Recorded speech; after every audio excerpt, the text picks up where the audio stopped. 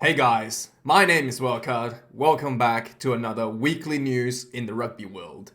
I probably have to work on that name a little bit. But anyway, the biggest news of the week and the most exciting news of the week is that the All Blacks has announced there's 36 squad for the Fiji and Tonga series coming up in about a few weeks. And Sam Whitelock has been named the captain.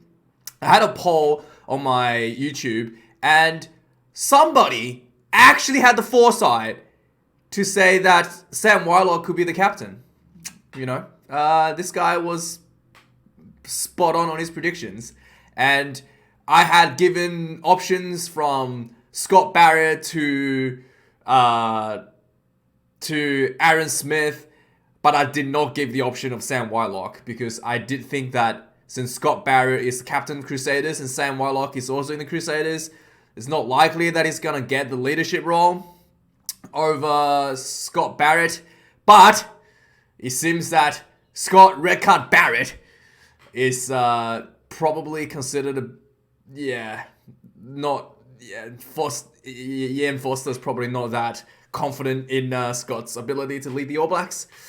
And probably just to take a bit of pressure off Scott as well. And looking at this All Blacks team, I've had a video reviewing it yesterday. And yeah, it's really tremendously stacked team. In the lock position especially, there is Sam Whitelock, Scott Barrett, Brody Retallick, and Tui, what's his name? The Blues second rower, captain. I can't pronounce his last name. Anyway, I have to read it. But it's just so stacked. The center in the back lines were also extremely stacked for the All Blacks. They have, I think, 3 potential fullbacks, and I don't see anyone replacing Jordie Barrett. Jordie Barrett's just too good. So Damian McKenzie, I don't know, is he going to even be on the bench? They have Bowden, the Black Sheep Barrett, potentially replacing as a substitution for Richie Mo'unga, which I don't see that happening. So again, is Bowden Barrett even going to make a spot on the bench? I just don't know. The back lines are so stacked. I don't see Bowden replacing Jordie in any situation other than like Jordie getting injured. So I don't see that happening, and I don't see how it would make any sense considering the form that Richie Mo'unga is in for Bowden Barrett to replace Richie Mo'unga. And by the way, I did watch Bowden play in the finals in Japan, and he had a pretty average performance in the finals, and they lost. He threw like an intercept pass, so he's not and considering the Japanese competition, it's not like Super Rugby levels. It's really not that impressive considering that he lost in the finals and he threw an intercept pass in a competition that is not as competitive as Super Rugby Aotearoa. So yeah, I don't see Bowden getting a run, but Fozzie might have his favourites and give Bowden a paycheck. But yeah, I genuinely don't know how they're going to fit him into the back line. And especially with Damian McKenzie already looking like he's probably going to be on the bench. No, Damian McKenzie's definitely going to be on the bench. Like what, is Bowden going to take McKenzie's spot on the bench and McKenzie gets not make the team? I don't know. But this is just a team against Fiji and Tonga. We'll see. There could potentially be further shuffles coming in to the Bledisloe Cup, and that's when the real big guns going to come out. Against Fiji and Tonga, no disrespect, the All Blacks are probably going to just be trying new things and trying different combinations and not going to be putting up, the absolute cutting edge of the player base for these 2 tests. But yeah, and congratulations to Sam Whitelock to make, to get the captaincy position. The captaincy was vacated after Sam Kang got injured and was ruled out for the rest of the year. So yeah, Sam Whitelock. My prediction for Scott Redcard Barrett to be the captain seems to be I can only hope for another time. Anyway, next news. And the big news in Europe is the Saracens, one of the best teams in England, club teams in England, has finally made back to the Premiership. So this is a story time. So the Saracens is basically the number 1 team in England. Okay, let's have a look at their stats. Okay, they have won 10 major trophies. They have won championships 3 times in 2006, 2017, 2019, and they are just absolute powerhouse for the English rugby. They're the England team, national team, core players in the England team plays for the Saracens. Owen Farrell, Mario Itoje, what's his name? Billy, Marco Vinopola, and I think maybe a few others as well, plays for Saracens. So the core, let's have a look here. Yeah, Marco Vinopola. Oh, and Elliot Daly. Are you kidding me? They're all like core players in England, the England national team, okay? So let's just go back to the story. Saracens is like pretty much the most dominant team in England, and in the championship, one of the most dominant teams in the championship. So in 2019, some news came out that there could potentially be a salary breach in Saracens team. Okay, so investigation carried out, and it was found that not only that there was a salary breach for like 1 year, but there was salary breaches over multiple years leading into 2019. So they were just it was really poor. So basically, they were fined and they were initially deducted 35 points from the 2019 season. Okay, 2019, 2020. The season goes from 2019 over to 2020. 2019, 2020 season. Okay, and then get this, they were found that the Saracens had a lack of basically checks and balances to ensure the salary cap was in check. So as a result of that, basically they found out that so it's initially 25 points, and let's see exactly what the wording was. So basically 10 days later, right?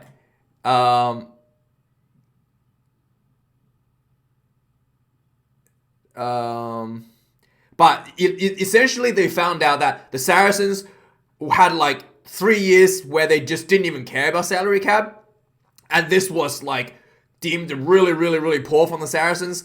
And so 10 days later, after the 35 points deduction, the Saracens were deducted another 70 points to make sure they end up at the bottom of the league. And unlike Super Rugby, Trans-Tasman, if you end up at the bottom of the league in the Premiership, you are going to get relegated. So the Saracens, the number 1 team basically in England, got relegated to the second grade. And that has cascading effect in England rugby. England played Six Nations in 2020. So 2020-21 season, so this was like 6 months ago. They played Scotland at Twickenham and lost to Scotland for the first time in 38 years or 36 years at Twickenham to Scotland. And that has largely attributed to this relegation right here. Because the core players, as I've mentioned, Elliot Daly, Owen Farrell, Mario Itoje, Marco Vinopola were out of shape.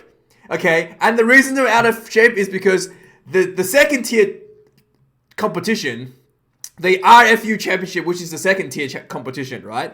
Due to the pandemic, their 2020 to 2021 season were cut short. So the first half of the season that was supposed to play in 2020 didn't happen. So all these Saracens players just stayed at home at the end of 2020 season, leading into the Six Nations. I haven't played any games for like a few months, basically.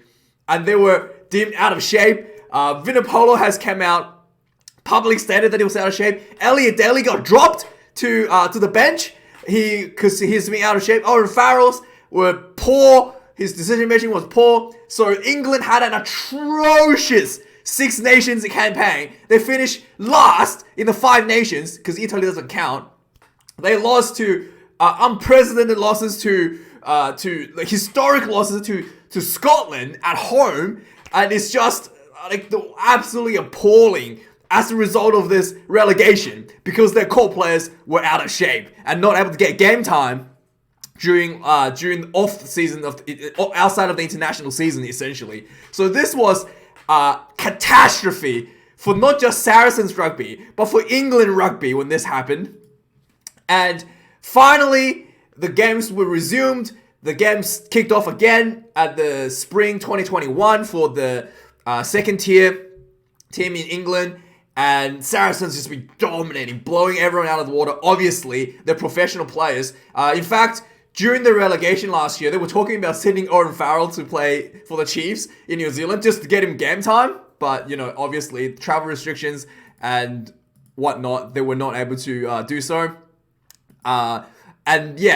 So now finally, last weekend, the last game was played, and the Saracens defeated the which team was it? Defeated Ealing.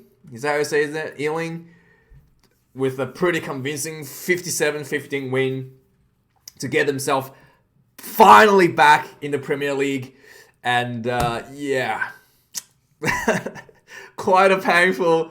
The funniest part is how this relegation completely screwed up England for the Six Nations for 2020-21 season. But yeah,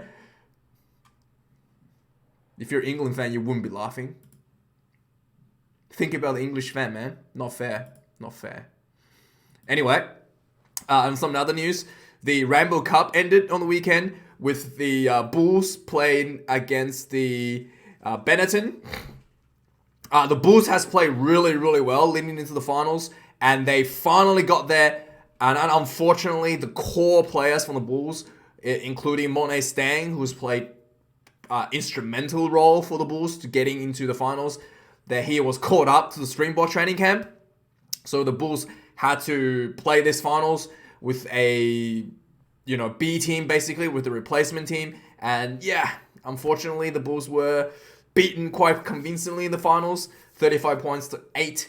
And Benetton is the inaugural Pro 14 Rainbow Cup champions. And there you go. It's a little bit disappointing for the fans, for the Bulls, but I guess the Springboks fans has bigger fish to fry, and I can see that decision being made to call up the core players to the Springbok training camp. Anyway, another news, the France has announced a pretty young team for the Australia series coming up in July 5th, I think the first game. So there's 3 games being played over 1 week, of just a bit over 1 week. And some of the things that I wanted to mention is that Anton Dupont, is he in? I don't think he's in here. Yeah. Anton Dupont, the best player, best halfback considered, widely considered in Europe, and maybe in the world, who's just one of the most exciting players to watch, might not be able to make the finals. So he's still committed to his club, and he still has, I think, one of the games, finals games coming up. So it's something like if he loses one of the games, he's able to play the second. He's potentially be able to be called up for the second and third tests. If he doesn't lose the finals game or like semi-finals or something, his club game, then he's not able to play because he's going to have to play the club final game on the Sunday. That's basically at the third test. It's on the same day at the third test. So Anton Dupont is not here. I am very disappointed because the captain has been injured, and was someone I was really excited to see as well. So Anton Dupont is probably the biggest name that everybody wanted to see from the French team. He is absolutely, a magician on the field. He's really young, and he's just electrifying to see. And but the one thing you have to understand is you should never, ever underestimate the French team.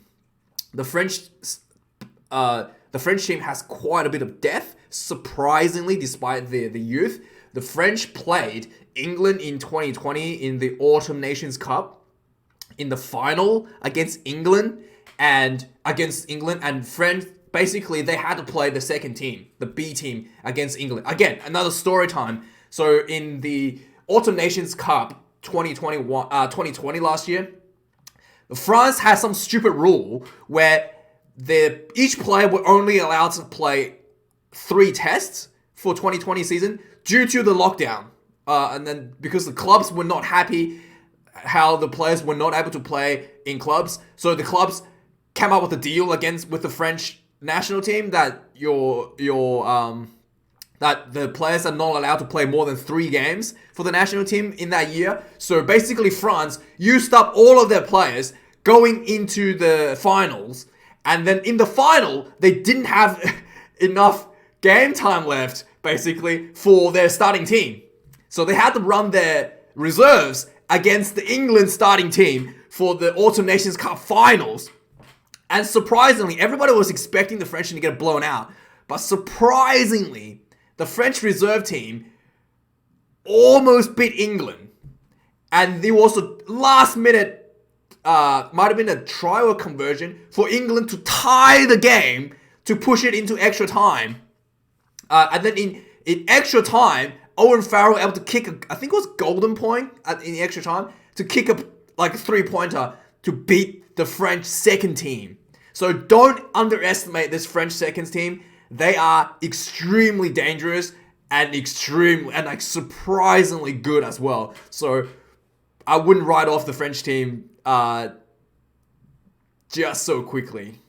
Yeah, so the England almost lost. England starting team, Owen Farrell's starting team almost lost. And this team could potentially, upset the Wallabies. Now, finally, let's have a look at the Super Rugby, the last game, Super Rugby Trans-Tasman. This is the finals for Super Rugby Trans-Tasman for the participation trophy. The Blues were hosting the Highlanders at home at Eden Park, and there was 36,000 fans, quite a nice atmosphere. And the Blues were looking at potentially getting their Super Rugby title since 2003. And and the Highlanders, last time they won was 2015. And both teams looking to put up a good show.